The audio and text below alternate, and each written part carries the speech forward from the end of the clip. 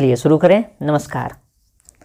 आप लोगों का प्यार अभी बढ़ता ही जा रहा है, बढ़ता ही जा रहा है, बढ़ता ही जा रहा है। मतलब उम्मीद से ज़्यादा बढ़ रहा है। मतलब इतनी थी उम्मीद, लेकिन फिर भी बढ़ रही है। और जो आप लोगों का प्यार दिख रहा है, तो ये देखते हुए लग रहा है कि नहीं, मुझे भी अपनी जिम्मेवारियों को निभाना पड़ेगा और दुगने मेहनत से निभाना पड़ेगा। ठीक, तो चलिए शुरुआत करते हैं हम लोगों का सिलसिला। और हम लोग आज पढ़ने वाले हैं क्लास 6 के अध्याय 1 हिस्ट्री का। ठीक है, अध्याय का नाम है क्या, कब, कहाँ और कैसे। क्लास 6 का है हिस्ट्री, लेकिन जानकारी इतनी भर भर के है, आप पूरा जब चैप्टर पढ़ोगे तो कहोगे वाह मज़ा आ गया। ठीक है, अब क्लास की शुरुआत होती है। कोई एक लड़की है, छात्रा है, रसीदा नाम की। ठीक, अखबार पढ़ रही होती है और जो कुछ न्यूज़ पे उसकी नज़र जाती है। ठीक है, कि 100 साल पहले ऐसा कुछ करके आता है। ठीक है, ऐसा नॉर्मली क्या होता है हम लोगों का, जैसे कि कल का खबर, परसों का खबर हम लोग अखबार में पढ़ लेते हैं, टेलीविज़न में देख लेते हैं। लेकिन आज से लगभग 100 साल पहले, 1000 साल पहले, लाखों साल पहले क्या हुआ था, वो कैसे पता चले। तो अब इसका पता कैसे किया जाएगा, ये हम लोग देखने वाले हैं। ठीक, इस चैप्टर में बेसिकली हम लोग क्या पढ़ेंगे, इस चैप्टर में बेसिकली हम लोग पढ़ेंगे कि आज से लाखों साल पहले, हजारों साल पहले क्या क्या हुआ था, उसके बारे में हम लोग जानकारी कैसे प्राप्त करते हैं और क्या क्या जानकारी प्राप्त करते हैं। ठीक है, तो देख लेते हैं क्या क्या है। सबसे पहला ही क्वेश्चन है कि कैसे पता लगाएं। ठीक, यानी कि कल क्या हुआ था रेडियो पे सुन सकते हैं, टेलीविज़न पे देख सकते हैं, अखबार में पढ़ सकते हैं, या फिर पिछले साल क्या हुआ था। ठीक, ये भी हम किसी के द्वारा जान सकते हैं, किसी व्यक्ति से बात करके जान सकते हैं, या फिर किसी को अगर याद हो तो उससे हम लोग पता लगा सकते हैं। ठीक, लेकिन बहुत पहले क्या हुआ था, बहुत समय पहले क्या हुआ था, इसको कैसे पता लगाएं। तो इसको पता लगाने के लिए फिर तो हमको पढ़ना पड़ेगा, अतीत के बारे में जानना पड़ेगा। अब अतीत के बारे में क्या क्या जानेंगे सो तो देख लेते हैं। आगे क्या है कि अतीत के बारे में हम क्या क्या जान सकते हैं। ठीक, तो अतीत के बारे में क्या क्या जान सकते हैं वो पहले हम लोग देख लेते हैं। अब अतीत के बारे में बहुत कुछ जाना जा सकता है, जैसे लोग खाते क्या थे, पहनते कैसे थे, या फिर क्या कपड़े पहनते थे, कैसे कपड़े पहनते थे, किस तरह के घर में रहते थे, उनका काम क्या था, शिकारी थे, पशुपालक थे, खेती करते थे कि शासन करते थे, व्यापारी थे, पुरोहित थे, शिल्पकार थे, या अगर ये थे तो कब के समय में किस तरह के लोग रह रहे थे, कलाकार थे या नहीं थे, अगर थे तो किस तरीके के थे, संगीतकार थे कि नहीं थे तो किस तरह के संगीतकार थे, संगीत का रूप क्या था, वैज्ञानिकों के बारे में। ठीक, जो धीरे धीरे जो खोज हुई और यहाँ अभी हम लोग क्या हैं, इतने ज़्यादा विकसित हो गए। ऐसा तो हुआ नहीं कि हम लोग सो के उठे और इतना ज़्यादा विकसित हो गया। तो धीरे धीरे over a period of time जो है हम लोग विकास करते गए हैं, विकसित होते गए हैं। तो फिर कैसे हुए हैं, ये सारी चीज़ें तो हमको पता चलेगी ना। तो कैसे पता चलेगी, इतिहास पढ़ेंगे बस। ठीक, अब इसके साथ साथ और क्या क्या जान सकते हैं कि उस समय के बच्चे कौन कौन से खेल खेलते थे, कौन कौन सी कहानियाँ सुना करते थे, कौन कौन से नाटक देखा करते थे, कौन कौन से गीत गाया करते थे, किस किस तरह के त्यौहार मनाया करते थे। ये सारी चीज़ें हम लोग अतीत के बारे में जानेंगे। ठीक, तो सबसे पहला क्वेश्चन, लोग कहाँ रहते थे। इसमें 3-4 जगह के बारे में दिया गया है। सबसे पहले तो आप मैप देख लें और उसके बाद हम लोग आगे बढ़ते हैं। देखिए इस मैप में कौन कौन जगह हम लोगों को आगे देखना है। सो देखिए, एक तो हमारा ये, अगर आप लोग देखें ये नर्मदा नदी, इसके बारे में हम लोग देखेंगे। ठीक, दूसरा हम लोग पढ़ेंगे ये सुलेमान और किरथर पहाड़ी है, यहाँ का देखेंगे। फिर जाकर के यहाँ गारो पहाड़ी जो है इसके बारे में देखेंगे। और उसके बाद जो है हमारा ये गंगा और यमुना नदी जो है इसके क्षेत्र में हम लोग देखेंगे। ठीक है, और कुछ कुछ जो है इस इधर दक्षिण वाले भाग में भी हम लोग देख लेंगे। तो एक यहाँ हम लोग देखेंगे नर्मदा नदी के पास, दूसरा किरथर और सुलेमान जो पहाड़ी है उसके पास, और उसके बाद आगे देखेंगे तीसरे नंबर पे गारो पहाड़ी के पास, और उसके बाद हम लोग देखेंगे गंगा और यमुना नदी के पास किस किस तरह के लोग रहते थे और कैसे कैसे वहाँ से विकास हुआ और क्या क्या हुआ, सारी चीज़ें हम लोग देखने वाले हैं। चलिए आ जाएं। चलिए दुगनी एनर्जी से हम लोग स्टार्ट करते हैं। अतीत के बारे में हम लोग क्या जान सकते हैं, हम लोग अभी चर्चा कर चुके हैं। अब लोग कहाँ रहते थे वो देखते हैं। पहला क्या है, नर्मदा नदी। ठीक, ये रखना है, ये हमको नहीं पढ़ना है कि नर्मदा नदी का पता लगाओ। नर्मदा नदी का हम लोग पता लगा चुके हैं। नर्मदा नदी, अब यहाँ पे किस तरह के लोग रहते थे और क्या क्या करते थे उसके बारे में हम लोग देख लेते हैं। क्या है, कई लाख वर्ष पहले लोग इसी नदी के तट पे क्या करते थे, रहते थे। यहाँ रहने वाले आरंभिक लोग जो थे उसमें सबसे ज़्यादा यानी कि जो लोग रहते थे ना, कुशल संग्राहक थे। अब संग्राहक मतलब क्या, संग्रह करने वाले। ठीक है, उनके पास जो है जंगलों की क्या थी, मतलब जंगल की जो संपदा थी उसकी जानकारी भरमार थी, मतलब बहुत अच्छी जानकारी थी। जंगलों की विशाल संपदा से क्या थे वो लोग परिचित थे। भोजन के लिए वे जड़, फल और जंगल के कई उत्पाद जो है क्या करते थे, संग्रह किया करते थे, यानी कि जमा किया करते थे। ठीक, जानवरों का आखेट भी किया करते थे, मतलब कि शिकार भी किया करते थे। अब यहाँ से क्या क्या हम समझ गए कि नर्मदा नदी के पास जो लोग रहते थे उनके पास जो है जंगलों की जो संपदा है उसकी जानकारी, अच्छी खासी जानकारी थी। ठीक, कुशल संग्राहक थे। वो क्या करते थे, जो पेड़ पौधे से जो भोजन प्राप्त होता है, उनके जड़ से, उनके फल हो गए या जंगल के और भी जो खाने लायक चीज़ें होती है, ठीक, उनका क्या करते थे, उनको जमा किया करते थे। साथ ही साथ जानवरों का क्या करते थे, शिकार भी क्या करते थे। ठीक, तो ये हो गया। अब आगे आ जाते हैं कि उत्तर पश्चिम में। ठीक, उत्तर पश्चिम में हम लोगों को देखना है सुलेमान और किरथर पहाड़ी, जो कि हम लोग देख चुके हैं। फिर से एक बार देख लें। चलिए, ये रहा हमारा सुलेमान और ये रहा हमारा किरथर पहाड़ी। ठीक, जो कि अभी आप अगर सही से देखें तो मैप में लग रहा होगा कि पाकिस्तान वाले भाग में है। ठीक है, क्योंकि ये हमारा भारत वाला भाग है। ठीक, ये पाकिस्तान वाले भाग में या पाकिस्तान के कहें तो पश्चिम वाले भाग में है।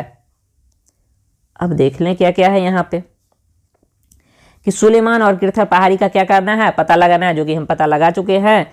इस क्षेत्र में कुछ ऐसे स्थान थे जहां लगभग 8000 वर्ष पूर्व स्त्री पुरुष ने सबसे पहले गेहूं और जौ जैसी फसलों को उपजाना शुरू किया था। ठीक है, तो अब यहाँ से क्वेश्चन क्या आएगा कि बतलाओ भाई कि गेहूं और जौ जैसी फसल को उपजाना सबसे पहले कहाँ शुरू किया गया था। तो हम लोग कहेंगे सुलेमान और किरथर पहाड़ी के आसपास वाले क्षेत्र में। अगर इसमें नहीं दिया है, जगह जो नहीं दिया गया है वो हम लोग देख लेते हैं। अगर प्रॉपर पूछ ले कि बतलाओ गेहूं का जो है फसल सबसे पहले कहाँ उत्पादित किया गया था, तो अगर जगह पूछ ले तो हम लोग जगह याद रखेंगे मेहरगढ़। ठीक है, जो कि पाकिस्तान में पड़ता है। मेहरगढ़ कहाँ पड़ता है, पाकिस्तान में पड़ता है। तो ये वो जगह है जहां सबसे पहले गेहूं और जौ जैसी फसलों को क्या किया गया था, उपजाना शुरू किया गया था। साथ ही साथ भेड़, बकरी, गाय, बैल जैसे पशु को भी पालतू बनाना क्या किया गया था, शुरू किया गया था। ये लोग जो रहते थे गाँव में रहते थे। अब यहाँ से 2-3 क्वेश्चन बन सकता है। पहला कि गेहूं और जौ जैसी फसलों को कहाँ उपजाना शुरू किया गया था। अगर इसके अनुसार अगर ऑप्शन दे रहा है तो सुलेमान और किरथर पहाड़ियों के बीच, नहीं अगर एकदम एग्जैक्ट पूछ रहा है जगह बतलाइए तो मेहरगढ़ हम लोग चर्चा कर चुके हैं। कितने साल पहले किया गया था, तो लगभग 8000 वर्ष पूर्व। 8000 वर्ष पूर्व। ठीक, आगे हम लोगों को देखने को कह रहा है कि उत्तर पूर्व में चले जाइए और गारो और मध्य भारत के विंध्य पहाड़ियों को जो है इसका पता लगाइए। ठीक, तो हम लोग तो पता लगा चुके हैं। कहाँ पता लगाए हैं, इस मैप में पता लगाए हैं कि ये रहा हमारा गारो पहाड़ी और ये रहा हमारा विंध्य पहाड़ी। ठीक, अब यहाँ पे क्या है कि ये कुछ अन्य क्षेत्र हैं जहाँ कृषि का क्या हुआ था, विकास हुआ था। जहाँ सबसे पहले चावल उपजाया गया था वे स्थान विंध्य के उत्तर में स्थित है। अब यहाँ स्थान तो नहीं दिया गया, सीधे दे दिया गया है कि विंध्य पहाड़ी के क्या है, उत्तर में, यानी कि ये रहा हमारा विंध्य पहाड़ी, ये रहा हमारा विंध्य पहाड़ी और इसके उत्तर में जो है चावल की खेती पहले की गई थी। और चावल की पहले खेती की गई थी। अगर पूछ ले कि जगह बतलाओ भाई कहाँ है, तो जगह हम लोग बतलाएंगे कि कुलडीहवा ऐसा जगह है,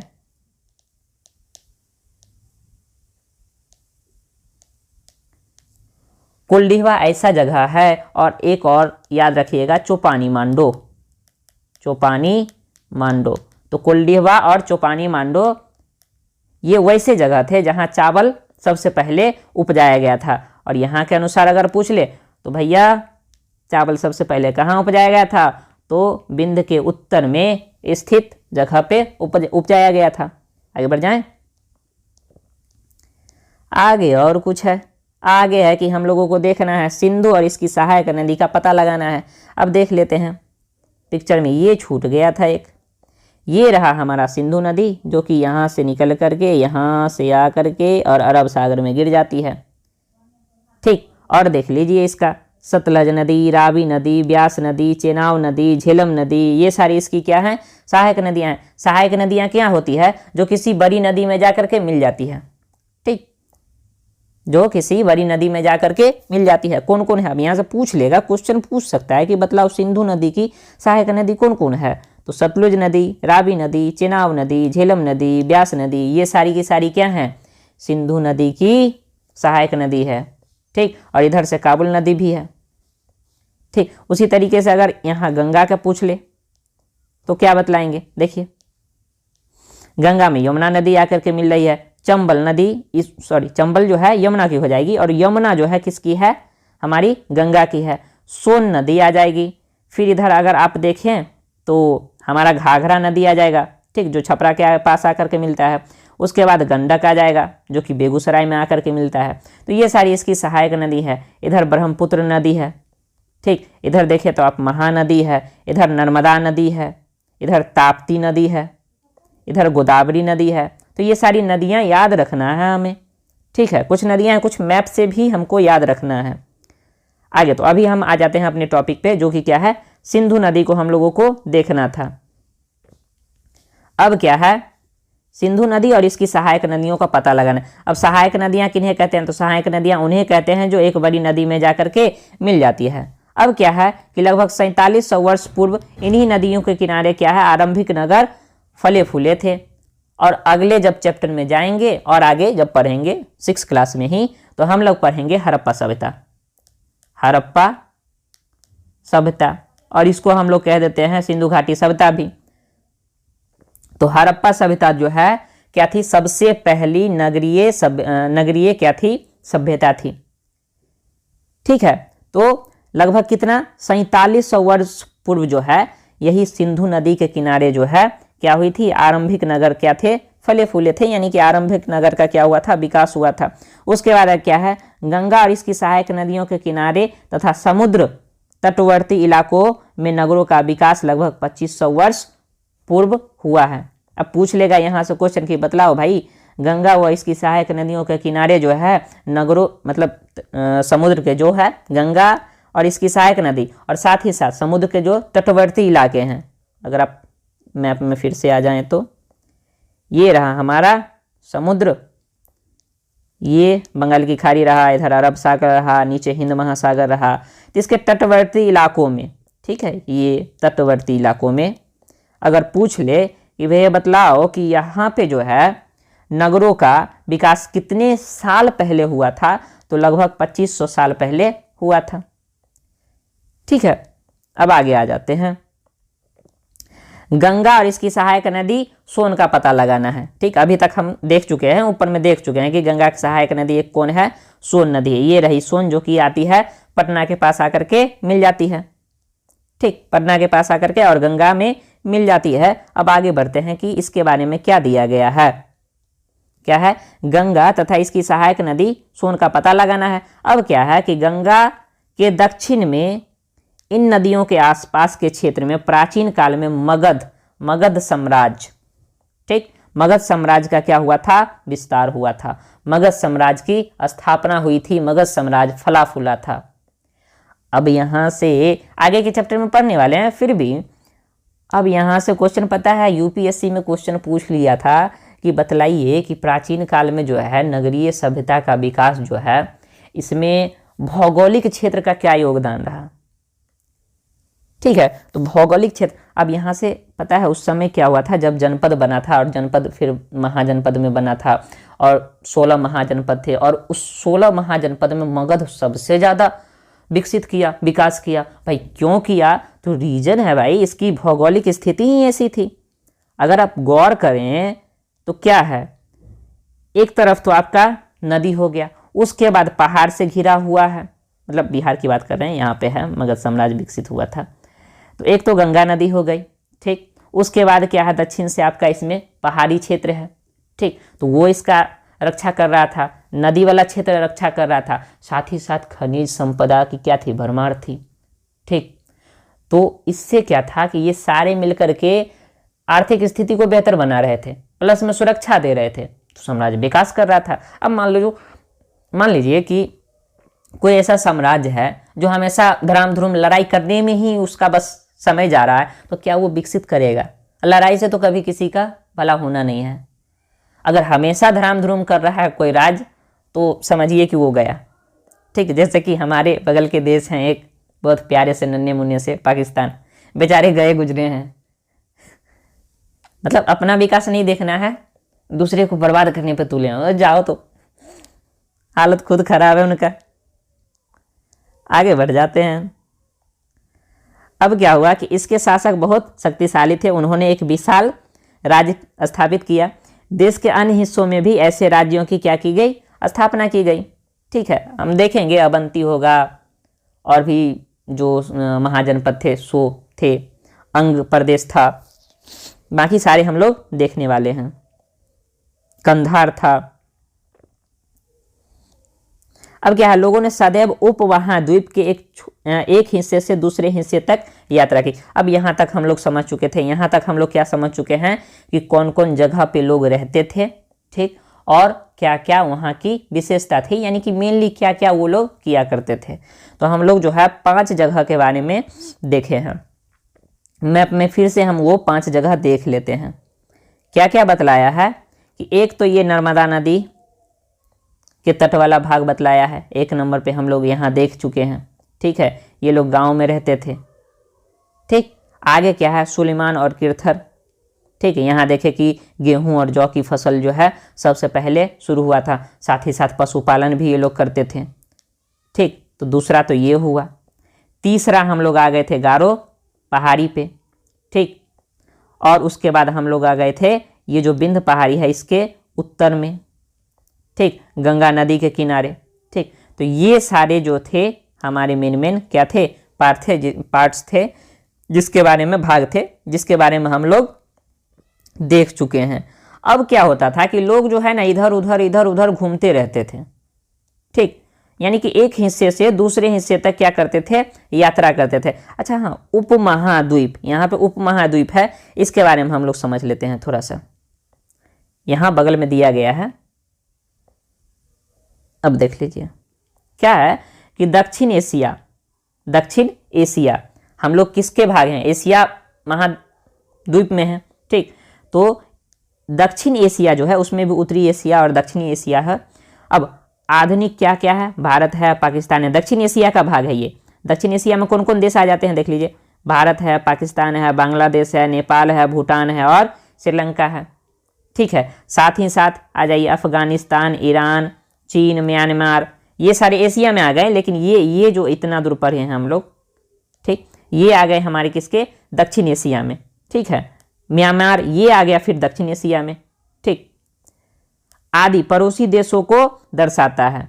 आदि क्या है, पड़ोसी देश, यानी कि हमारे जो ये भारत है, हमारा ये प्यारा सा भारत, पता नहीं बनेगा कि नहीं बनेगा, नहीं ही बना। ठीक, ये भारत हो गया। इधर आप आए तो नेपाल हो जाएगा, इधर भूटान हो जाएगा, इधर म्यांमार हो जाएगा, इधर पाकिस्तान हो जाएगा, इधर और ऊपर आए तो इधर आ जाएगा आपका अफगानिस्तान आ जाएगा, इधर ऊपर में गए इधर वाले भाग में तो ये आ गया आपका चाइना। ठीक है, तो ये सारे क्या हैं, दक्षिण एशिया हैं, सारे क्या हैं, दक्षिण एशिया हैं। ठीक, पड़ोसी देश को दर्शाता। अब दक्षिण एशिया एक क्या है, एक महाद्वीप से छोटा है, महाद्वीप से क्या है, छोटा है, लेकिन क्या है, इसकी विशालता और साथ ही साथ एशिया से, बाकी जो एशिया है उसे समुद्रों, पहाड़ियों और पर्वतों से क्या होते हैं, बटे हुए हैं। ठीक, इसके कारण इसको क्या कहा जाता है, उपमहाद्वीप कहा जाता है। इसको फिर से समझ ले क्या, इसको फिर से समझ लेते हैं। ठीक, ये जो हमारा भाग है दक्षिण एशिया वाला, ठीक है, इसको उपमहाद्वीप कहा जाता है। हालांकि ये जो महाद्वीप है उससे क्या है, छोटा है। दक्षिण एशिया का जो भाग है महाद्वीप से छोटा है, लेकिन साथ ही साथ बड़ा भी है। महाद्वीप के अगर नजरिए से देखें तो छोटा है, महाद्वीप के नजरिए से देखें तो छोटा है, लेकिन फिर भी क्या है, विशाल है। कुछ महाद्वीप से तो विशाल ही है। ठीक, और विशाल है, और साथ ही साथ क्या है कि जो पर्वत हो गए, पहाड़ी हो गए, ठीक है, समुद्र हो गए, इससे क्या है, बाकी एशिया से बटा हुआ है। जैसे उत्तर में जो एशिया है उससे क्या हुआ है, बटा हुआ है पहाड़ों के द्वारा। ठीक, तो चूंकि बटा हुआ है ना, तो इसको हम लोग कह देते हैं कि चलो ये बटा हुआ है, तो इसको एक अलग हम कह रहे हैं कि उपमहाद्वीप है। ठीक, तो उपमहाद्वीप समझ में आ गया। अब आगे क्या है, अब आगे समझ लेते हैं कि लोग यात्रा क्यों करते थे। ठीक, तो क्या था कि लोग सदैव महाद्वीपों के एक हिस्से से दूसरे हिस्से तक यात्रा करते थे। कभी कभी हिमालय जैसी ऊंची पर्वतों, पहाड़ियों, रेगिस्तानों, नदियों, समुद्रों के कारण इनका यात्रा क्या था, खतरनाक था, बहुत खतरनाक था। लेकिन फिर भी क्या था, फिर भी वो यात्रा करते थे। उनके लिए यात्रा असंभव नहीं थी, कठिन था, खतरनाक था, मुश्किल था, लेकिन यात्रा असंभव नहीं था। अब देखेंगे कि भाई इतना खतरनाक यात्रा करते क्यों थे लोग, चलिए वो देख लें। कभी कभी क्या था कि लोग काम की तलाश में, ठीक है, कभी कभी ऐसा होता था कि कोई प्राकृतिक आपदा आ गया, उसके कारण, ठीक है, एक जगह से दूसरे जगह चले जाते थे। कभी कभी क्या होता था कि सेनाएं दूसरे देश पर विजय करने के लिए, विजय हासिल करने के लिए क्या करते थे, दूसरे जगह चले जाते थे। ठीक, या फिर कभी कभी व्यापारी लोग व्यापार के लिए चले जाते थे काफिले में। कभी कभी जहाज में क्या करते थे, साथ में, अब मूल्यवान वस्तुएं हैं तो ऐसा तो है नहीं कि अकेले जहाज लेकर के बहुत सारे सामान रख लो और उड़ जाओ, ऐसा तो है नहीं। रास्ता में पता चला कुछ गैंग के लोग मिल गए और मूल्यवान सामान ले लिए और उनको कहीं टिंगा दिए। तो क्या था कि व्यापार के लिए, ठीक है, और दूसरे क्षेत्र पे सेना यानी कि विजय हासिल करने के लिए। ठीक, उसके बाद क्या था, धार्मिक लोग भी थे, तो वो क्या करते थे, शिक्षा और सलाह देते हुए एक गांव से दूसरे गांव चले जाते थे, एक कस्बे से दूसरे कस्बे चले जाया करते थे। ठीक है, कुछ लोग क्या थे, नए और रोचक स्थान खोजने की चाह में, चलिए भाई नया स्थान खोजा जाए, ठीक, नया स्थान खोजा जाए, तो इसलिए भी लोग एक जगह से दूसरे जगह की यात्रा करते थे। तो यात्रा के क्यों करते थे ये तो हम समझ गए ना। कभी कभी काम की तलाश होती थी, मतलब काम की तलाश में भी लोग जाया करते थे। कभी कभी अब भाई किसी क्षेत्र में प्राकृतिक आपदा आ गई, बाढ़ आ गई, सुनामी आ गई, तो वहाँ से कहीं और जाना पड़ता था मजबूरन। ठीक, कभी कभी जो है दूसरे देश पे चलो हमला करें, विजय करें उसको, वहाँ भी हम अपना शासन करेंगे उसके लिए। ठीक है, कभी कभी व्यापार के लिए, कभी कभी जो है धार्मिक गुरु जो थे, गुरु लोग, वो शिक्षा देने के लिए, सलाह देने के लिए एक जगह से दूसरे जगह चले जाया करते थे। और कुछ लोग जो है एकदम चलो भाई नए नए स्थानों की खोज की जाए, रोचक स्थानों की खोज की जाए, उनमें क्या थी, जिज्ञासा थी, तो चलो इसके लिए भी चलते हैं। आगे बढ़ जाते हैं कि अब पूछ रहा है कि आज के लोग यात्रा क्यों करते हैं। तो हम लोग देखें तो उस समय से कंपेयर करें तो हम लोग भी कुछ कुछ है। अब यात्रा क्यों करते हैं, कुछ लोग जो है अपने कमाने के लिए यात्रा करते हैं। जिन लोगों का अगर मान लीजिए गांव में रह रहे हैं और गांव में चूंकि उन लोगों के पास अगर ज़मीनें कम हैं, खेती से उनका भरण पोषण नहीं हो पा रहा है, तो चलो भाई चलते हैं जहां हम लोगों के लिए रोजगार है वहां चले जाते हैं। ठीक, तो रोजगार के लिए चले जाते हैं। साथ ही साथ कुछ लोग होते हैं जो घूमने के लिए, चलिए बहुत दिन एक ही जगह रहते रहते मन उब गया है, चलिए पैसा भी है, चलो चलते घूमते हैं। ठीक, तो उसके लिए चले जाते हैं। फिर भी पढ़ लेते हैं क्या क्या है, रिलेट कर सकते हैं, ऐसा नहीं है कि नहीं कर सकते हैं। क्या है, पहाड़ियों, पर्वतों, समुद्र, इस महाद्वीप की प्राकृतिक सीमाओं का क्या करते हैं, निर्माण करते हैं। ठीक, अगर देखें तो 3 ओर से क्या है, समुद्र है। ठीक, इधर अरब सागर, इधर देखें तो बंगाल की खाड़ी, और इधर देखें तो हिंद महासागर, और ऊपर में उत्तर में देखें तो क्या है, पर्वत है। इधर भी देखें तो पर्वतीय भाग है। ठीक, तो क्या करते हैं, ये सारे मिलकर के क्या करते हैं, प्राकृतिक सीमा का निर्माण करते हैं। प्राकृतिक सीमा मतलब क्या, जो प्रकृति के द्वारा, मान लीजिए कि कोई 2 जगह है, जगह ए जगह बी, अब इसके बीच में कोई पहाड़ आ गया, चलो दोनों जगह मान लिया कि चलो इस पहाड़ के इधर हम करेंगे अपना, मतलब ये हमारा जगह रहेगा और इस पहाड़ के इधर तुम्हारा जगह रहा, तो ये जो सीमा बना इसको कहते हैं प्राकृतिक सीमा। ठीक है, तो ये सारे मिलकर के पहाड़ी, पर्वत, समुद्र क्या करते हैं, इस महाद्वीप की प्राकृतिक सीमा का क्या करते हैं, निर्माण करते हैं। आगे क्या है, हालांकि लोगों के लिए इन सीमाओं को पार करना आसान नहीं था। जिन्होंने ऐसा चाहा वो ऐसा कर सके, वे पर्वतों की ऊंचाई को छू सके। अगर हम भी चाहें तो क्या नहीं कर सकते हैं, अगर हम भी चाहें तो बहुत कुछ कर सकते हैं। जो लोग कहे कि नहीं भाई इतना पर्वत चढ़ना है, हमसे तो संभव नहीं हो पाएगा, तो फिर तो भाई तुम रहने दो। जो लोग चाह लिए बस कर लिए, पार कर गए। ठीक, उनके लिए भी आसान, उनके लिए भी नहीं था, लेकिन भाई चाह लिए तो बस, जहां चाह है वहां राह है। गहरे समुद्रों को पार कर सके। ठीक, उपमहाद्वीप के बाहर भी कुछ लोग, उपमहाद्वीप से के बाहर से भी यहां लोग आए। ठीक, और यहीं आके बस गए। लोगों की इस आवागमन से हमारी सांस्कृतिक परंपराओं को क्या हुआ, समृद्धि या विकसित होने का एक क्या मिला, मौका मिला। अब अलग अलग जगह के लोग आएंगे तो अलग अलग प्रकार की क्या लाएंगे, सभ्यता, संस्कृति, अलग अलग तरह की सोच लाएंगे। अगर हम अच्छे हैं, अगर हमारी सूझबूझ अच्छी है तो क्या करेंगे, हमारी जो अच्छी चीज़ें होंगी हम उनको देने का प्रयास करेंगे। उनमें अगर एक आध अच्छी चीज़ें हैं तो उसको क्या करेंगे, अपनाने की कोशिश करेंगे। तो ये क्या करेगा, हमारा और ज़्यादा विकास ही करेगा, हमारा और ज़्यादा क्या करेगा, विकास ही करेगा। आगे बढ़ जाए।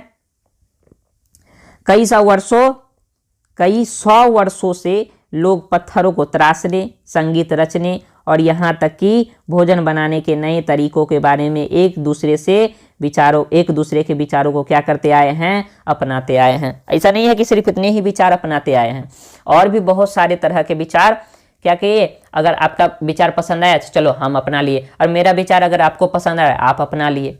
ठीक, तो इससे क्या होता है, और ज़्यादा समृद्ध ही होता है। ठीक, आगे यहाँ पे दे दिया है, इसको आगे पढ़ेंगे।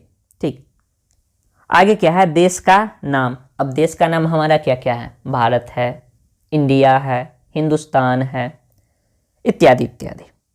ठीक है, इसमें लगभग इसी 3 नाम का हमको लगता है जो चर्चा किया गया है। बाकी जो हमारे ग्रंथ हैं उसमें आर्यावर्त भी नाम इसका दिया गया है। देख लेते हैं क्या क्या है। हम क्या करते हैं, प्रायः इंडिया शब्द का इस्तेमाल करते हैं, भारत जैसे नाम का यूज करते हैं। अब इंडिया के बारे में समझ लीजिए। इंडिया शब्द जो है इंडस से निकला है। ठीक, जिसे संस्कृत में क्या कहा जाता है, सिंधु कहा जाता है। जिसे संस्कृत में क्या कहा जाता है, सिंधु कहा जाता है। अब क्या है, एटलस। एटलस यहाँ से एक वर्ड समझ लेते हैं, एटलस। एटलस क्या होता है कि जब विभिन्न प्रकार के मानचित्रों को एक जगह कंपाइल करके एक जगह जोड़ करके रख लेते हैं तो उसको एटलस कहा जाता है। ठीक है, तो एटलस में ईरान और यूनान का क्या करना है, बोल रहा है कि पता लगाइए ईरान और यूनान का। ठीक है, क्या हुआ था, अब इनका नाम, जो इंडिया शब्द जो है हमारे देश का नाम इनसे जुड़ा हुआ है, इसलिए कह रहा है पता लगाने के लिए।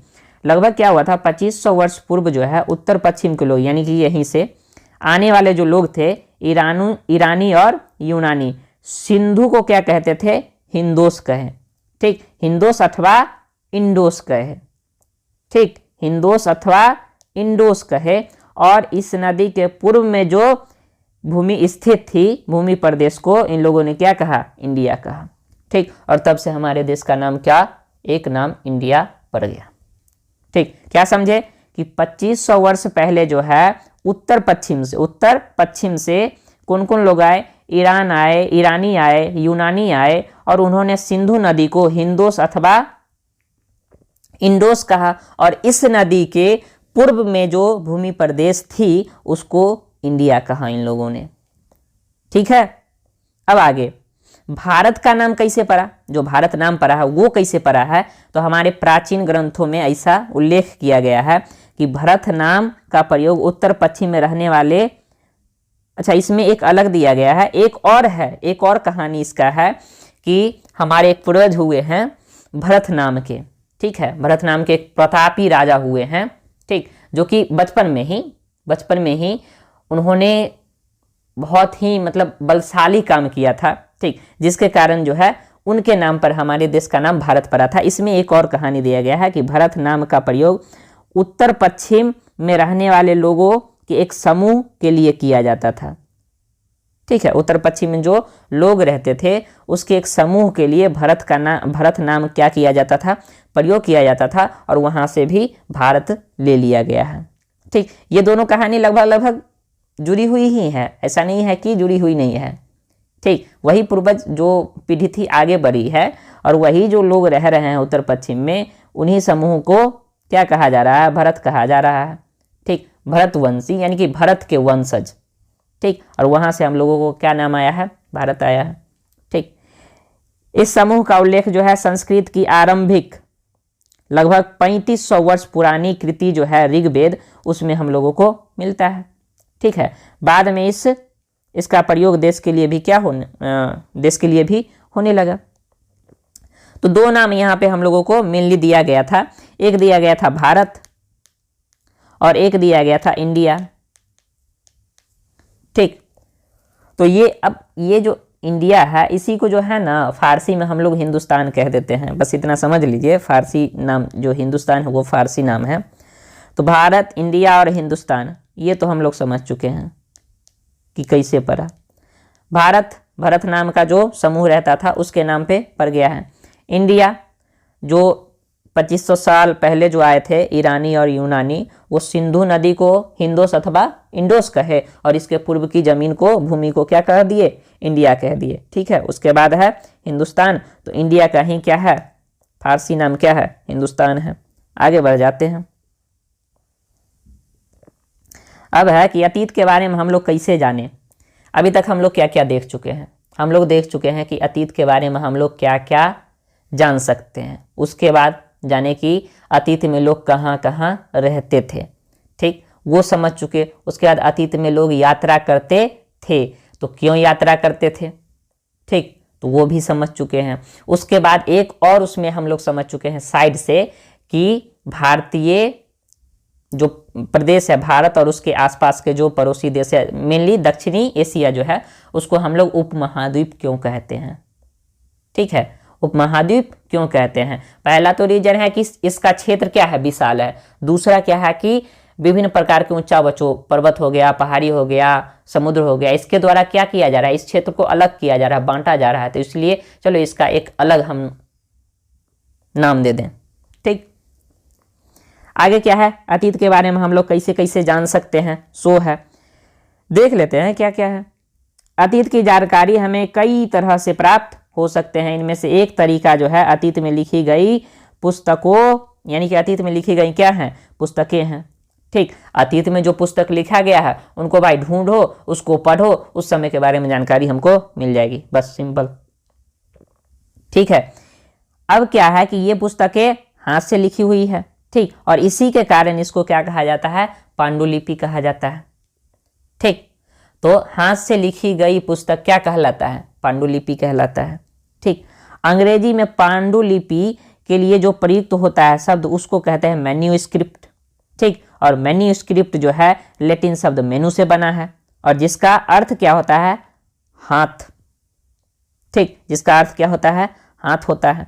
ठीक, इस तरीके से भी हम लोग कह सकते हैं कि पांडुलिपि क्या है, हाथ से लिखा गया किताब है, बस। अब ये पांडुलिपि जो थी लिखी किस पे जाती थी, कागज तो उस समय नहीं था, तो ये लिखा जाता था या तो तारपत्र पे या फिर भोजपत्र पे।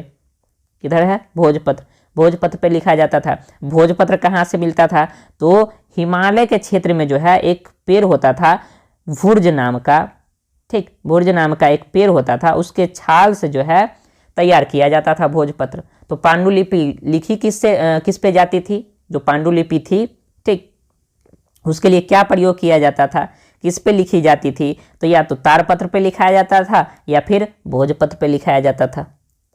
ठीक, तो समझ में आ गई। पहला हम पढ़े हैं, अभी हम लोग क्या पढ़े हैं कि अतीत के बारे में कैसे जान सकते हैं, तो इसमें पहला हम लोग पढ़े हैं पांडुलिपि। पांडुलिपि, ठीक, ये हम लोग पढ़ चुके हैं। अब इधर साइड में कुछ है, इसको देख लेते हैं। तारपत्रों से बनी पांडुलिपि का एक पृष्ठ इधर दिया गया है नीचे में, बस इसकी चर्चा कर रहा है इधर, ये पांडुलिपि। अब यहां है, यह पांडुलिपि लगभग 1000 वर्ष पूर्व लिखी गई थी। इस पांडुलिपि के बारे में कह रहा है कि 1000 वर्ष पूर्व लिखी गई थी। किताब बनाने के लिए क्या किया जाता था? तार के पत्तों को काट कर और अलग अलग हिस्सों को एक साथ क्या कर दिया जाता था? बांध दिया जाता था। अब अलग अलग उसे भी क्या करते हैं हम लोग, जैसे कि अगर नोट्स बनाते हैं तो क्या करते हैं, अगर सेंचुरी पेज है तो पेज ले लिए और उसको फिर क्या करते थे? बाइंड करवा लेते थे। या फिर असाइनमेंट वगैरह जो उसका पेज आता था उसको क्या करते हैं? असाइनमेंट लिख के और उसके बाद क्या करते थे? उसको बाइंडिंग करवा देते थे। ठीक, तो अलग अलग जो है तार के पत्तों पे लिख के और उसको जो है एक जगह कंपाइल कर दीजिए, बस हो गया, पुस्तक बन गया। इसी के साथ आगे क्या दिया गया है कि भुर्ज पेड़ की जो है छाल से बनी एक ऐसी ही पांडुलिपि को तुम यहाँ देख सकते हो। ये जो पांडुलिपि बनी हुई है ये क्या है? भुर्ज के जो छाल होते थे, अभी पढ़ चुके हैं। भुर्ज क्या है? हिमालय क्षेत्र में उगने वाले एक क्या है? पेड़ है। ठीक, तो भुर्ज ये जो लिखा गया है ये क्या है? भुर्ज का छाल से बनाया गया क्या है? भोजपत्र। ये क्या है? भोजपत्र है। आगे पांडुलिपि तो समझ चुके हैं, अब आगे कुछ अभिलेख वगैरह भी देखेंगे हम लोग। ठीक, आगे क्या है? इतने वर्षों में इनमें से कई पांडुलिपियों को क्या किया? कीड़ों ने खा लिया। अब इतना तो कॉमन सेंस है कि अब लकड़ी से बनी चीजें इतने दिनों तक रहेगी तो कहीं ना कहीं तो कुछ ना कुछ तो नष्ट होगा ही होगा। ठीक है, फिर भी कई ऐसी पांडुलिपि है जो आज भी क्या है? उपलब्ध है। प्रायः यह पांडुलिपि जो है मंदिरों और विहारों से क्या होती है? प्राप्त होती है। मंदिरों या विहारों से प्राप्त होती है। ठीक, क्योंकि ये क्या था? ये शिक्षा का केंद्र था उस समय। ठीक, उस समय क्या था? शिक्षा का केंद्र होता था। इन पुस्तकों में धार्मिक मान्यताओं व व्यवहारों, राजाओं के जीवन, औषधियों, विज्ञान आदि सभी प्रकार के विषय क्या थी? सम्मिलित थी। ठीक, इसके अतिरिक्त जो है यहाँ महाकाव्य, कविताएं और नाटक भी क्या थी? इनमें हम लोगों को देखने को मिलती थी। इनमें से जो कई पांडुलिपि है ना वो संस्कृत में लिखे मिलते हैं। ठीक है, कुछ पांडुलिपि जो है प्राकृत में, तो कुछ तमिल में भी हम लोग को मिल जाती है। उसके बाद जो है प्राकृत भाषा जो है ना, जो प्राकृत भाषा है उसका प्रयोग आम लोग करते थे। प्राकृत भाषा का प्रयोग जो है आम लोग करते थे। आम लोगों की भाषा प्राकृत भाषा है भाई। आम लोगों की भाषा क्या है? प्राकृत भाषा है। आगे बढ़ जाए, आगे क्या है? हम अभिलेखों का भी अध्ययन कर सकते हैं। अब अभिलेख किस वाला की नाम है देख लेते हैं। अब क्या होता था देख लीजिए, अभी कुछ साल पहले थे, अब तो टाइल्स में लिखवा करके चिपका दिया जाता है। अब पहले क्या होता था कि रोड वगैरह बनता था ना, हम लोग बच्चे थे उस समय, देखते थे कि रोड वगैरह बना तो जो बनवाता था वो एक ठोस सतह यानी कि प्लास्टर वगैरह करवा देता था और उस पर खोद के लिख देता था। बस उससे रिलेट करके आप लोग समझ लीजिए। ठीक है, एक ठोस सतह होता था, उस पर खोद के लिखा जाता था, वही अभिलेख होता है।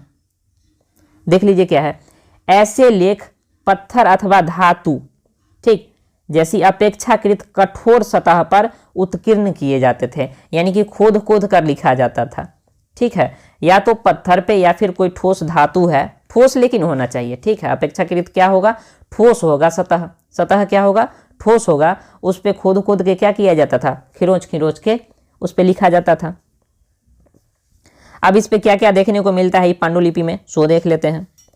कभी कभी जो है शासकों अथवा अन्य लोगों अपने क्या करते थे, अन्य लोग अपने आदेश जो है इस पे क्या करते थे? उत्कीर्ण मतलब खुदवाते थे। ठीक, अभी क्या जैसे रोड बना, ठीक, तो रोड के ऊपर फलाना रोड यहाँ से यहाँ तक है, इस रोड का निर्माण इसने किया है, बस ये देखते हैं ना, तो उस समय भी क्या होता था कि शासक और जो लोग थे, अन्य लोग, वो क्या करते थे, अपने आदेश इस पे क्या कर देते थे, खुतबा देते थे, और ताकि जो लोग क्या करें, उन्हें देख सकें और पढ़ सके और उसका क्या कर सके, पालन कर सकें। ठीक, तो ये क्या है, ये अभिलेख का चर्चा चल रहा है। ठीक, अभिलेख मतलब ठोस सतह या फिर कोई धातु है ठोस, उस पर खुदबा करके और लगा दो रोड के साइड में, ताकि लोग क्या कर सके, उसको देख सके, उसे पढ़ सके, राजा जो आदेश दिया है उसको समझ सके और उसका पालन कर सके। ये था हमारा अभिलेख। अब कुछ अन्य प्रकार के अभिलेख भी मिलते हैं जिनमें राजाओं तथा रानियों सहित अन्य स्त्री पुरुष ने भी अपने कार्यों का विवरण उत्कीर्ण करवाया है। ठीक, यानी कि कुछ और, एक तो राजा का अभिलेख हो गया, मतलब राजा का आदेश हो गया, या फिर कुछ जो मेन लोग होते थे उस समय, मतलब बड़े बड़े ओहदे पर हुआ करते थे, वो लोग अपने आदेश की आज से सूचित किया जाता है, फलाना फलाना ऐसे ऐसे पालन किया जाए, नहीं पालन करने पर ऐसे ऐसे किया जाएगा, ये हो गया एक। ठीक, और क्या होता था कि कुछ लोग अन्य लोग भी जो है अपना अपना जो काम करते थे, ठीक है, अपना अपना जो मेन काम करते थे कि फलाना व्यक्ति ने ये काम किया है, तो वो भी क्या करते थे, अभिलेख पे खुतबा करके और लिखवा देते थे। जैसे में एक उदाहरण दिया गया है, प्रायः शासक लड़ाइयों में अर्जित विजयों को क्या करते थे, लिखा करते थे। ठीक, जैसे कि राजा ए ने राजा बी को हरा करके और फलाने स्थान पे क्या कर लिया है, कब्जा कर लिया है, अब वहां से उनका शासन चलेगा। आगे इधर है एक अशोक के अभिलेख के बारे में इधर चर्चा की गई है। लगभग 2250 वर्ष पुराना यह अभिलेख जो है वर्तमान अफगानिस्तान के कंधार से प्राप्त हुआ है। ये अगर आप लोग अभिलेख देख रहे हैं तो इस अभिलेख की बात हो रही है कि कहाँ प्राप्त हुआ है, अफगानिस्तान के कंधार से प्राप्त हुआ है। और ये अभिलेख किसके आदेश पर खुदवाया गया था, तो अशोक नामक शासक, यानी जो मौर्य वंश के हुए हैं अशोक, उनके जो है उनके आदेश पर क्या किया गया था, खुदवाया गया था। वैसे इन अशोक के बारे में हम लोग मौर्य वंश आगे आएगा उसमें पढ़ेंगे हम लोग। ठीक है, अब पूछा है क्या कि इसकी लिपि, अब पूछ लेगा कि इसकी लिपि क्या थी, किस लिपि में लिखी गई थी। ठीक, तो ये जो अभिलेख है, ठीक, इस क्षेत्र में प्रयुक्त होने वाली यूनानी और अरामैक नामक दो भिन्न लिपियों में क्या किया गया है, लिखा गया है। ठीक, तो ये जो अभिलेख हम लोगों को यहाँ पे ये जो देखने को मिल रहा है, ये अभिलेख जो यहाँ पे हम लोगों को देखने को मिल रहा है, ये अभिलेख जो है यूनानी और अरामैक नामक दो स्थानों, मतलब नामक जो लिपि है उसमें लिखा गया है। किसके द्वारा खुदवाया गया है, तो अशोक नामक शासक के द्वारा खुदवाया गया है। कितना वर्ष पुराना है, तो 2250 वर्ष पुराना है। ठीक है, यहाँ से एक चीज और समझ लेते हैं हम कि लिपि क्या होता है। अब हम कोई भी भाषा बोल रहे हैं, अगर हमें उसे लिखित रूप देना है तो उसके लिए कुछ ना कुछ तो संकेत यूज करने पड़ेंगे ना। ठीक, तो जो हम संकेत यूज कर रहे हैं वही क्या है, लिपि है। ठीक, क्या कह रहा है कि जब भी हम कुछ पढ़ते हैं या फिर लिखते हैं तो हम लोग क्या करते हैं, किसी लिपि का प्रयोग करते हैं। लिपियां अक्षरों अथवा संकेतों से बनी होती है। ठीक, जब हम कुछ बोलते या फिर पढ़ते हैं तो हम किसी भाषा का प्रयोग करते हैं, और जब उस भाषा को हमें लिखित रूप देना है तो हम किसका प्रयोग करते हैं, संकेतों का प्रयोग करते हैं। ठीक, अक्षरों का प्रयोग करते हैं, और वही अक्षर और संकेत क्या हैं, लिपियां हैं। ठीक, तो यहाँ से इस जो साइड में दिया गया है इन्फॉर्मेशन, इससे क्या क्या क्वेश्चन आएगा कि मतलब ये सर कि अफगानिस्तान के कंधार से जो अभिलेख मिला है कितना पुराना है, तो आंसर करेंगे सर जी 2250 वर्ष पुराना है। ठीक है, और पूछेगा कि इस अभिलेख को किसके आदेश पे खुदवाया गया था या किसके आदेश पर उत्कीर्ण किया गया था, तो हम कहेंगे शासक अशोक के नाम पर क्या किया गया था, इसको उत्कीर्ण करवाया गया था। आगे पूछेगा कि अब बतलाइए आप कि ये जो अभिलेख है किन भाषाओं, किन लिपियों में लिखा गया है, तो यूनानी और अरामैक लिपि में लिखा गया है। चीजें क्लियर हो गई। अब आते हैं, अभी तक हम लोग क्या पढ़े हैं, पहला पढ़े हैं पांडुलिपि, और उसके बाद पढ़े हैं हम लोग अभिलेख। क्या इतना ही चीज है? नहीं, इतना ही चीज़ तो नहीं है, और भी चीज़ें हैं जिससे हमें इतिहास के बारे में जानकारी होती है। अब प्राचीन काल की जो वस्तुएं होंगी उससे भी तो हमें जानकारी मिलेगी ना इतिहास के बारे में। तो इसके अतिरिक्त क्या है, अन्य कई वस्तुएं हैं जो अतीत में प्रयोग में लाई गई थी, उससे क्या किया जाता है, उनका अध्ययन किया जाता है, और उससे भी हमें क्या मिलता है, इतिहास के बारे में पता चलता है। तो जो इन वस्तुओं का अध्ययन करते हैं उनको कहा जाता है, जो व्यक्ति इन वस्तुओं का अध्ययन करते हैं उनको कहा जाता है पुरातत्वविद।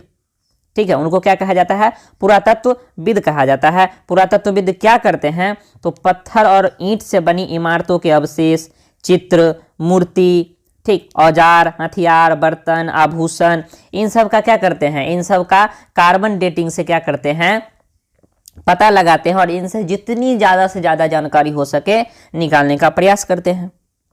ठीक, अब देखिए जैसे यहाँ पे एक दिया गया है कि अगर आप पिक्चर देखें तो ये दिया गया है बर्तन है। अब जो पुरातत्वविद हैं अगर उनको ये बर्तन मिला तो सबसे पहले तो पता लगाएंगे कितना साल पुराना है। अब अगर उनको लग गया पता कि मान लीजिए सपोज कि ये 2500 साल पुराना है, ठीक, या मान लीजिए ये 4000 साल पुराना है, 4000 साल पुराना है। ठीक, अब देखेंगे कि इस पे जो डिजाइन बना हुआ है किस तरह का है। ठीक, और डिजाइन बना हुआ है तो उससे पता लगाएंगे, अच्छा तो इस समय उस समय की कला थी, यानी कि इस समय जो 4000 साल पहले जो है इस समय की कला क्या थी, विकसित थी। ठीक, मेनली ये जो है 4700 साल पुराना है, 4700 साल पुराना है ये जो बर्तन है सो। साथ ही साथ क्या है कि ये देखिए कुछ सिक्के मिल जाते थे, ये सिक्के हैं, उस समय के सिक्के हैं, प्राचीन काल के सिक्के हैं। आजकल के सिक्के तो ऐसे, और उस पर अलग अलग जगह के अलग अलग सिक्के होते हैं, ये प्राचीन काल के सिक्के हैं। इधर जो बगल में इनके बारे में कुछ दिया गया है, अब देख लीजिए। बाएं में जो है प्राचीन नगर से क्या है, एक पात्र प्राप्त हुआ है, उसके बारे में है। इस तरह के पात्रों का प्रयोग कितना 4700 वर्ष पूर्व होता था। ठीक, और दाएं में जो है क्या दिया गया है, चांदी का सिक्का दिया गया है। ठीक, इस तरह के सिक्कों का प्रयोग लगभग क्या होता था, 2500 वर्ष पूर्व होता था। आज हमारे द्वारा जो सिक्के हैं वो यूज किया जा रहा है, उससे ये सिक्का कैसे भिन्न है, ये क्वेश्चन पूछ रहा है। खैर हम फिर आते हैं अपने पुराने क्वेश्चन पे। क्या क्या है कि जो पुरातत्वविद जो हैं वो क्या करते हैं, औजार, हथियार, बर्तन, आभूषण, इमारतों के अवशेष, चित्रों, मूर्तियाँ, सिक्कों, जितना भी चीज़ मिला, ठीक, प्राचीन काल की जितनी भी वस्तुएं मिली सब का बस निकालिए, खुदाई कीजिए, छानबीन कीजिए, और उससे जितनी जानकारी हो सके बस निकालते रहिए। ठीक, ये कुछ वस्तुएं पत्थर, पकी हुई मिट्टी, कुछ धातु की बनी होती है। ठीक, ऐसे तत्व कठोर और जल्दी नष्ट होने वाले क्या होते हैं, नहीं होते हैं। अब जो नष्ट होने वाले जो मुलायम है, जैसे कि लकड़ी उकड़ी और को गाड़ दीजिए तुरंत नष्ट, 1 साल में नष्ट। अब कुछ धातु है तो वो तो रहेगा, ईंट वगैरह है तो वो रह सकता है, सिक्का वगैरह है रह सकता है, इमारत का अवशेष है रह सकता है। तो इन्हीं चीज़ों के बारे में क्या करते हैं, जब भी खुदाई के दौरान जो है जब ये सारी चीज़ें मिलती है तो इनका क्या करते हैं, कार्बन डेटिंग करते हैं, उससे पता लग जाता है कि कितना पुराना है ये। ठीक है, और कितना पुराना है तो उसके बाद जो है उस समय, अब मान लीजिए कि अगर मान लीजिए कोई खुदाई हुआ और कहीं इमारत मिला तो उससे पता चल जाएगा कि किस तरह के इमारत उस समय बना करते थे, और भी सामान मिले तो उस समय का समाज कैसा हुआ करता था, वो सारी चीज़ें हम लोगों को पता चल जाती है। ठीक, तो इसमें पुरातत्वविदों का बहुत बड़ा योगदान है, विशेष योगदान है। आगे क्या है, पुरातत्वविद को जानवर, चिड़िया, मछली आदि की भी क्या करते हैं, हड्डियाँ ढूंढते हैं। अब उनकी हड्डियाँ भी मिल गई तो उनका भी कार्बन डेटिंग किए, पता लगा कि कितना साल पुराने हैं। अब इतने साल पुराने मिल गया, अगर मान लीजिए कि पता चल गया कि इतने साल पुराने हैं तो वहाँ से पता लगाएंगे कि किस तरह का जीव है। हड्डी मिला तो हड्डी से पता लगेगा कि अब इनका क्या है, शरीर कैसा होता था, शरीर के आकार कैसे होते थे। ठीक, और उनसे रिलेटेड जो भी चीज़ें थी वो भी जानकारी उनको आराम से मिल जाती है। आराम से तो नहीं मिलती है, बहुत मेहनत करनी पड़ती है। ठीक, वनस्पतियों के अवशेष, ठीक है, बहुत मुश्किल से क्या होते हैं, बच पाते हैं। जैसा कि हम लोग बोल चुके थे कि अब पेड़ पौधे को अगर गाड़ दीजिए 1 साल में पता चला कि सड़ गया। ठीक, अन्न के दाने अथवा लकड़ी के टुकड़े क्या होते हैं, जल जाते हैं, जले हुए रूप में बच सकते हैं। ऐसे तो गाड़ दीजिए बस वो गया, राम नाम। लेकिन अगर ये जल जाते हैं तब ये क्या होते हैं कि रह सकते हैं। आगे क्या है, पुरातत्वविदों को ऐसे ही कपड़ों के भी क्या मिलते हैं, अवशेष मिलते होंगे, तो इससे पता चल जाता है कि प्राचीन समय में कब किस तरह के पहनावे यूज किया करते थे। ठीक है, आगे क्या है, पांडुलिपियों, अभिलेखों, पुरातत्व से ज्ञात जानकारियों के लिए इतिहासकार प्रायः स्रोत शब्द का प्रयोग करते हैं। तो ये जो स्रोत हैं इतिहास के बारे में, जो जिन चीज़ों से हमें जानकारी मिली है, इसको हम लोग क्या कहते हैं, स्रोत कहते हैं। जैसे कि कोयला मिला जहाँ से, तो उसको कहते हैं कि कोयला का स्रोत है। उसी तरीके से जानकारी, इतिहास के बारे में जानकारी जहाँ से मिली, तो उसको भी इतिहासकार क्या कहते हैं, स्रोत कहते हैं। आगे क्या है, इतिहासकार उन्हें कहते हैं जो अतीत का अध्ययन करते हैं। इतिहासकार उनको कहते हैं जो क्या करते हैं, अतीत का अध्ययन करते हैं। अतीत का अध्ययन करने वाले इतिहासकार। ठीक, अब क्या है, स्रोत से स्रोत के प्राप्त होते ही अतीत के बारे में पढ़ना बहुत क्या हो जाता है, रोचक हो जाता है। अब किसी चीज़ को, कोई चीज़ मिला है, अब मान लीजिए कि आप किसी घर में रह रहे हैं, कोई बच्चा है, ठीक, उसको अगर पुराना कोई चीज़ मिल गया ना, उसको खोद खोद के देखेगा क्या है, कैसा डिजाइन है। अगर वो अभी के समय से अलग है, अरे मम्मी ये तो अलग है, ऐसे अलग है, देखो उस समय में ऐसा दिखता था, और ठीक,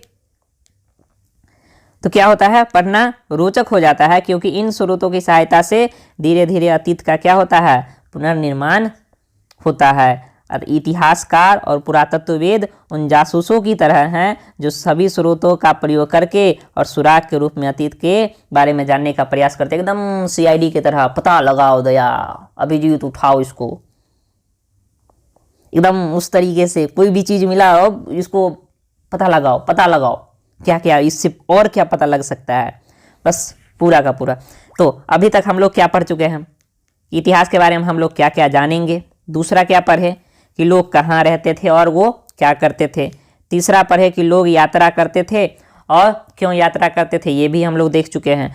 चौथा पढ़े हैं कि यात्रा, ये जो है कि अतीत के बारे में हम लोग कैसे जान सकते हैं। तो इतनी चीज़ें अभी तक हम लोगों की क्लियर हो चुकी है। अब आगे पढ़ते हैं, आगे क्या है कि हमारा अतीत एक है या फिर अनेक है।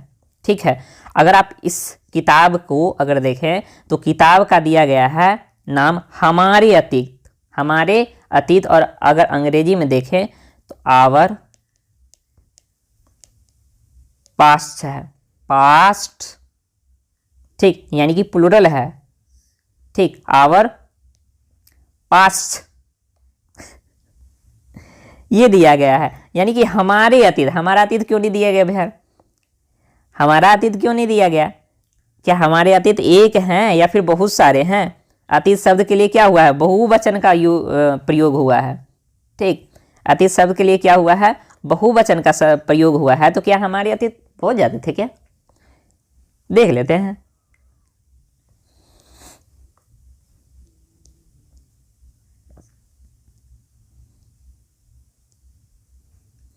अब क्या है कि ऐसा इसलिए ध्यान किया गया है, ध्यान दिलाने के लिए किया गया है कि अलग अलग समूहों के लिए, अलग अलग समूह के लोगों के लिए अतीत के क्या होते हैं, अलग अलग मायने होते हैं। ठीक है, अलग अलग समूह के लोगों के लिए अतीत के अलग अलग मायने होते हैं। अब उदाहरण दिया गया है, जैसे कि पशुपालकों अथवा कृषकों का जीवन राजाओं तथा रानियों के जीवन से तथा व्यापारियों का जीवन शिल्पकारों के जीवन से बहुत क्या था, भिन्न था। अब जैसा हम पर्सपेक्टिव देखना चाहते हैं वैसा हम अतीत देखेंगे। ठीक, यानी अतीत भले एक है लेकिन उसके पर्सपेक्टिव क्या हैं, अलग अलग हैं। ठीक, यानी कि पशुपालक और कृषक का जीवन और राजा रानी का जीवन, कहाँ पशुपालक और कृषक का जीवन, कहाँ राजा और रानी का जीवन। ठीक है, दोनों के जीवन में जमीन आसमान का फर्क है। पशुपालक क्या कर रहे हैं, पशु पाल रहे हैं, कृषक खेती कर रहे हैं, राजा रानी शासन चला रहे हैं, व्यापारी व्यापार कर रहा है, शिल्पकार नई नई चीज़ों को बना रहा है। सबका जीवन अलग अलग है, तो सबके एस्पेक्ट क्या हैं, इतिहास के एस्पेक्ट्स अलग अलग हैं, पहलू अलग अलग हैं। इतिहास भले एक है लेकिन पहलू क्या है, अलग अलग है। ठीक, इसलिए कहा गया है हमारे अतीत, आवर पास्ट।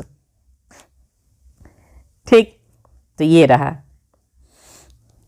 आगे और है, और सिर्फ यही नहीं है, हमारे रीति रिवाज भी, ठीक, जैसा कि हम आज भी देख रहे हैं, ठीक, उस समय भी देश के अलग अलग हिस्सों में लोग अलग अलग व्यवहारों रीति रिवाजों का क्या करते थे, पालन करते। अभी देख लेना हम लोग, अभी देश एक ही है हमारा भारत, लेकिन अलग अलग जगहों में, देश के अंदर ही अलग अलग जगहों में अलग अलग तरीके का जीवन शैली है, ठीक। तो उस समय भी ऐसा ही कुछ था। अब उदाहरण के लिए देख लीजिए, अंडमान द्वीप के अधिकांश लोग भोजन मछलियां पकड़ कर, शिकार करके, फल फूल संग्रह करके इस तरीके से अपना भोजन ग्रहण करते हैं। और इसके विपरीत शहर में रहने वाले लोग अपनी खाद्य आपूर्ति के लिए अन्य व्यक्तियों पर निर्भर रह रहे हैं, गांव के किसानों पर निर्भर रह रहे हैं, ठीक। तो इनके अतीत, यानी जो शहर में रह रहे हैं लोग, इनका अतीत, और जो वो लोग गांव में रह रहे हैं, किसान रह रहे हैं, उनका अतीत, दोनों का अतीत अलग अलग है, पहलू अलग है, समय एक ही है, लेकिन क्या है, पहलू अलग अलग है, एस्पेक्ट अलग अलग है। इस तरह के भेद क्या हैं, अतीत में भी थे, अतीत में भी इस तरह के क्या थे, डिफरेंसेस पाए जाते थे। इसलिए कहा गया है कि हमारे अतीत, ठीक, अतीत के लिए क्या किया गया है, बहुवचन का यूज किया गया है। अब इसके अतिरिक्त एक अन्य तरह का भेद है, इसके अतिरिक्त एक अन्य तरह का भेद है। उस समय शासक अपनी विजयों का लेखा जोखा रखते थे। यही कारण है कि हम शासकों तथा उनके द्वारा लड़ी जाने वाली लड़ाइयों के बारे में काफ़ी कुछ जानते हैं, ठीक। लेकिन शिकारी, मछुआरे, संग्राहक, कृषक हो गए, पशुपालक हो गए, भाई ये लोग क्या, ये लोग आम आदमी हैं। अब ये लोग, अब मान लीजिए अभी हम ही लोग हैं, अब मान लीजिए कोई किसान है, ठीक, गया खेत में काम किया, पानी पटाया, और ऐसा तो है नहीं ना कि पानी पटाया उसको लिखेगा कि आज हम पानी पटाए खेत में जा कर के। भाई ये उनका काम है, डेली का काम है। वो अगर उनको अपने काम से ही क्या है, अपने काम में ही वो व्यस्त हैं, ठीक। तो ये जो है शिकारी है, मछुआरे हैं, संग्राहक, कृषक, पशुपालक जैसे आम आदमी क्या है, प्रायः अपने कामों का लेखा जोखा नहीं रखते हैं, ठीक। लेकिन जो ये लोग हैं, शासक लोग हैं, जो अपनी लड़ी जाने वाली लड़ाइयों के बारे में अपना लेखा जोखा रख रहे हैं कि फलाने दिन हम इस क्षेत्र में विजय हासिल कर लिए। तो अब जिसका लेखा जोखा है उसके बारे में तो स्वाभाविक है कि जानकारी बेहतर मिल पाएगी, जिसके बारे में नहीं है तो उन्हें तो बस पता ही लगाया जा सकता है, ठीक। पुरातत्व की सहायता से ही क्या कर सकते हैं, हम इनके बारे में जान सकते हैं, ठीक। जो पुरातत्व क्या, जो ये जो अवशेष मिलते हैं हम लोगों को, इसके द्वारा ही हम लोग जान सकते हैं, ठीक। हालांकि अभी इनके बारे में जो है बहुत कुछ जानना क्या है, शेष है, बहुत कुछ जानना अभी बाकी है, ठीक। क्योंकि इनके बारे में जानकारी कहीं ऐसा तो है नहीं, निकल लिखित रूप में दे दिया, फलाना नाम का कृषक ऐसे ऐसे काम करता था, या मछुआरा ऐसे मछली पकड़ता था, ऐसा नहीं है। तो हमें इनके बारे में जानना, और भी जानना क्या है, बहुत सारी चीज़ें जानना क्या है, बाकी है अभी। लेकिन वही शासक वर्ग है, वो तो अपना काम लेखा जोखा रखते थे, तो उनके बारे में आराम से हम लोग जानकारी प्राप्त कर चुके हैं। अब तिथियों का मतलब क्या है, यहाँ तिथि को समझ लेते हैं। तिथि के लिए आप लोग कभी कभी जो है दो चीज़ तो मेनली सुनते ही होंगे, एक तो ईस्वी सुनते होंगे, और एक क्या सुनते हैं, ईसा पूर्व सुनते हैं, ईसा पूर्व सुनते हैं, ठीक। तो ये दो चीज़ें हैं जो हम लोग सुनते हैं, ठीक। तो क्या है कि ये जीसस क्राइस्ट, ठीक है, इनके जन्म के बाद वाले समय को हम लोग ईस्वी कह देते हैं, और इनके जन्म से पहले वाले समय को हम लोग क्या कह देते हैं, ईसा पूर्व कह देते हैं, ठीक है। इसके बाद वाले समय को क्या कह देते हैं, ईस्वी कह देते हैं, और इसके बाद वाले समय को हम लोग क्या कह देते हैं, ईसा पूर्व कह देते हैं। तो अभी अगर हमारा 2000 चल रहा है, 24 चल रहा है, तो यहाँ से हम आगे आ चुके हैं कहाँ तक, 2024 तक आ चुके हैं। अगर मान लीजिए कोई कह रहा है अभी से 2500 साल पहले, 2500 साल पहले,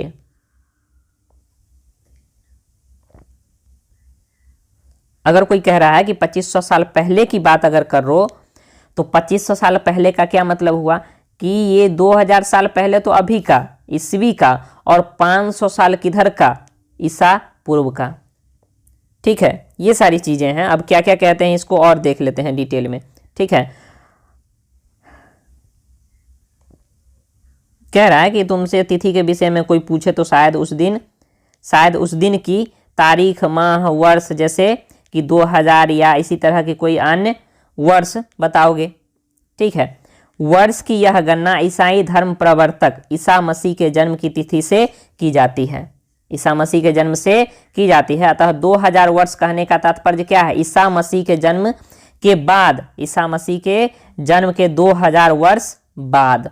ठीक, ईसा मसीह के जन्म के पूर्व की सभी तिथियां ईसा पूर्व में, ईसा से पहले यानी ईसा पूर्व में मापी जाती है, और उनके जन्म के बाद का समय किस में मापा जाता है? ईस्वी में मापा जाता है। ठीक, इस पुस्तक में हम 2000 को अपना आरंभिक बिंदु मानते हुए और वर्तमान से पूर्व की तिथियों का क्या करेंगे? उल्लेख करेंगे। ये सारी चीजें हैं। अब ऊपर में अगर आप लोग पढ़ चुके हैं कि 2500 साल पहले ये मिला, इसका मतलब क्या है कि 500 ईसा पूर्व में मिला है वो हमको। 2500 साल पहले कहने का क्या मतलब है? 2500 साल पहले, अभी का 2000 और 500 पहले का। तो ईसा पूर्व में अगर हम लोग देखें तो इधर से देखिए 1 ईसा पूर्व, 2 ईसा पूर्व, 3 ईसा पूर्व, 4 ईसा पूर्व और 5, 6, 7, यानी कि हम लोग 500 ईसा पूर्व तक जाएंगे। ये रहा। ठीक, इधर की ओर बढ़ेंगे, इधर की ओर, और इसमें हम लोग इधर की ओर बढ़ रहे हैं। ठीक, तो 2500 कह रहा है तो 500 ईसा पूर्व। मान लीजिए इसी में अगर हम लोग कह रहे हैं 4700, ठीक, तो 2000 घटा दीजिए, इधर बच गया कितना? 2700। तो 2700 साल पहले अगर मिला था तब उसको क्या कहेंगे? 2700 ईसा पूर्व हो गया, 2700 ईसा पूर्व हो गया। अभी अगर हम लोग कह रहे हैं कि 4700 साल पहले अगर मिला है तो ये चीज़ें हैं। आई होप कि ये हो गया होगा क्लियर। अब इसके और कुछ नाम हैं जो इसको हम लोग कहते हैं, इसको ईसवी कहते हैं और इसको ईसा पूर्व कहते हैं। इसका और कुछ नाम है, उसको देख लेते हैं हम। अंग्रेजी में BC, हिंदी में ईसा पूर्व। ठीक है, अब BC का क्या मतलब है? बिफोर क्राइस्ट, बिफोर क्राइस्ट यानी ईसा पूर्व। ठीक है, अब जो है तिथियों से पहले, तिथियों से पहले AD, हिंदी में क्या होता है? ईसवी। ठीक, इसको कहते हैं एनो डोमिनी। इसको हम समझते हैं, बेहतर समझते हैं।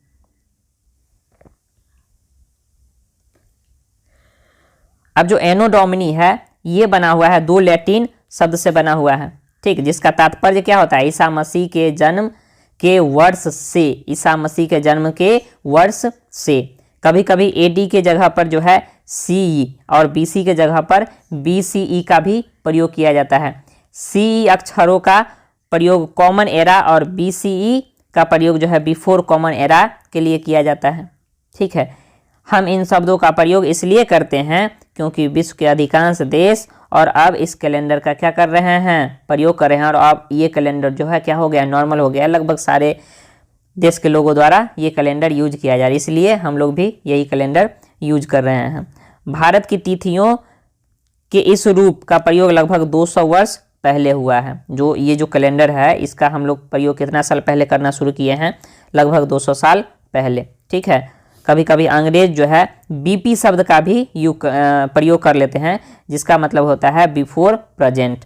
अब क्या क्या है समझ लेते हैं। अब इसको देखिए, हम लोग ईसवी और ईसा पूर्व तो हम लोग समझ रहे थे, ईसा पूर्व, और ये रहा ईसवी।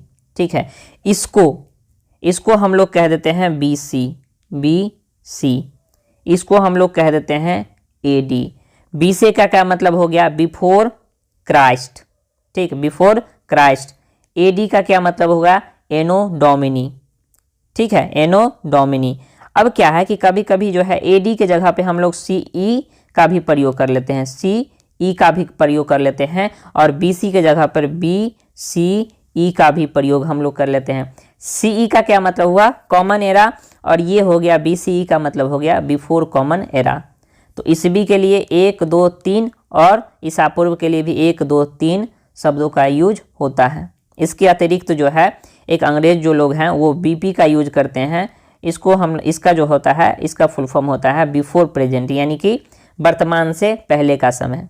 ठीक, तो AD का हो गया एनो डोमिनी, CE का मतलब हो गया कॉमन एरा, ईसा पूर्व तो हम लोग समझ ही रहे हैं, BC का मतलब हो गया बिफोर क्राइस्ट, और BCE का मतलब हो गया बिफोर कॉमन एरा।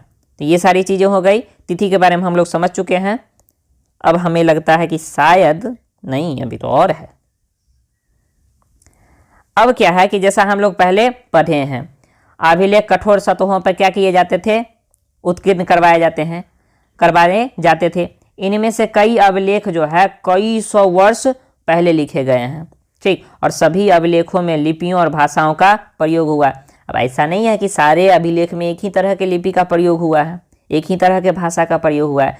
समय के साथ साथ क्या हुआ है कि अभिलेख में प्रयुक्त भाषा और लिपि में भी क्या हुआ है, बदलाव आया है, ठीक।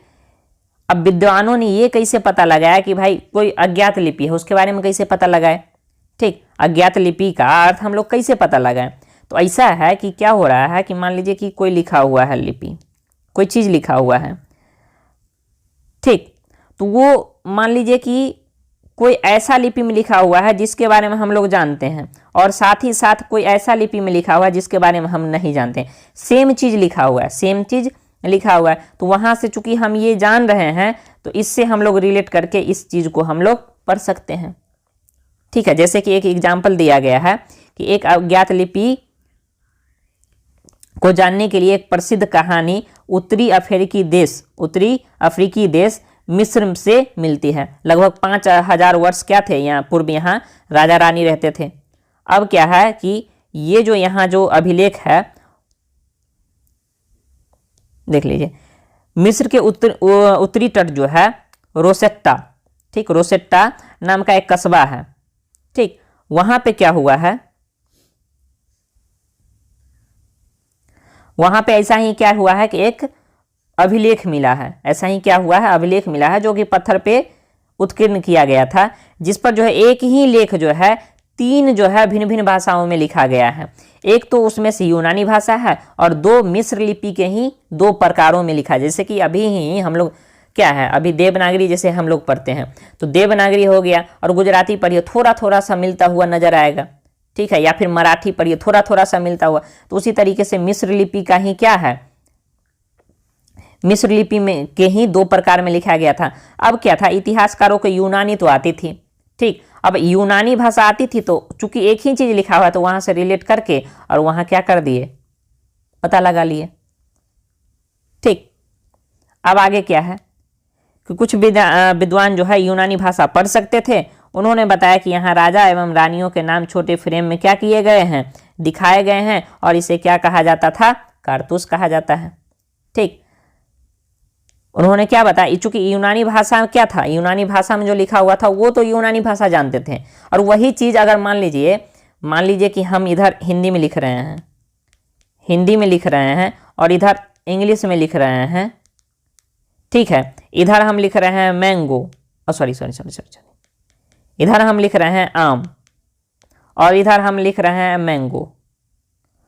तो यहाँ अगर हम हिंदी जान रहे हैं तो क्या हम इतना तो कर सकते हैं ना कि भाई आम है इधर लिखा हुआ, इधर मैंगो लिखा हुआ, इसका मतलब है कि आम का अंग्रेजी क्या होता है, मैंगो होता है, इतना तो कर सकते हैं ना। तो लोगों को क्या था, इतिहासकार को यूनानी भाषा आती थी, तो क्या किए कि अब यूनानी भाषा आती थी तो अन्य जो मिस्र लिपि के जो अन्य 2 प्रकार हैं उसको भी वो लोग क्या कर लिए, पढ़ लिए। अब उसी में क्या था कि यहाँ जो है राजा और रानियों के नाम जो है छोटे फ्रेम में क्या किया गया था, दिखाया गया था, और इसको क्या कहा जाता है, कारतूस कहा जाता है। इसके बाद विद्वानों ने यूनानी तथा मिस्री संकेतों को अगल बगल में रखते हुए मिस्री अक्षरों के समानार्थक ध्वनियों को क्या की, पहचान की, ठीक, जैसा कि ऊपर में दिखाया गया है, देख लेंगे फिर से वहाँ देखेंगे।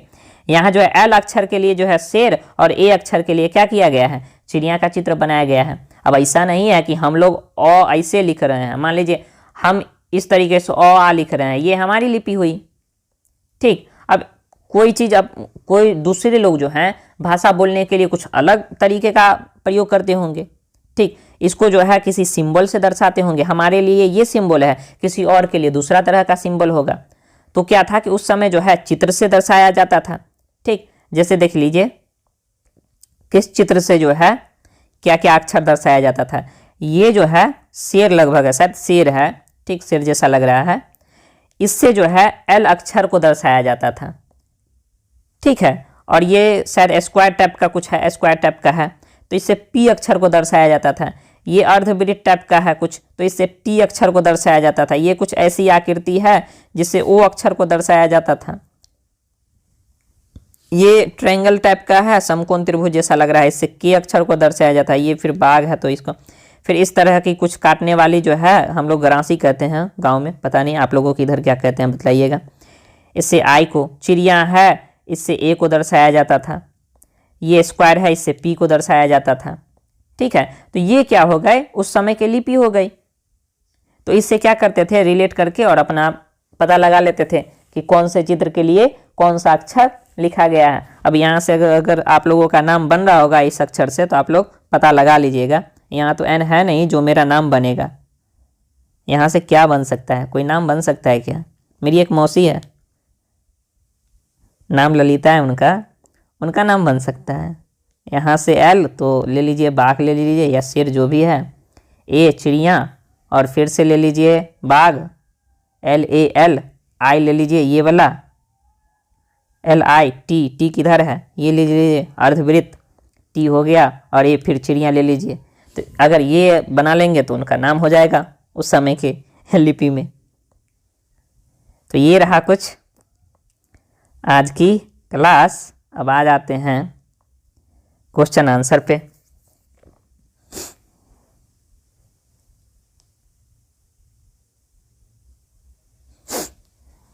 इसको मिलान कर लें क्या? नर्मदा घाटी है, नर्मदा घाटी में तो हम लोग समझ चुके हैं, आकेठक लोग थे और संग्रहक बहुत ज़्यादा बेहतर संग्रहक थे जिनको जंगलों के बारे में जो है बेहतर जानकारी थी। मगध क्या था, पहला बड़ा राज्य था।